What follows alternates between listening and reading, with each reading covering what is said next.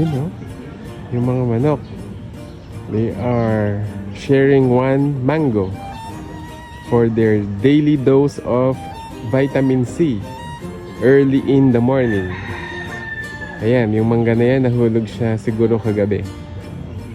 Tapos, kumakain din ng gulay, ayun no? Mga vegetarian muna sila ngayon. Fruits and vegetables.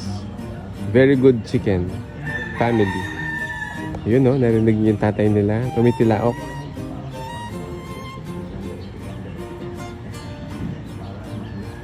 Yung nanay kumakain ng gulay. Very good.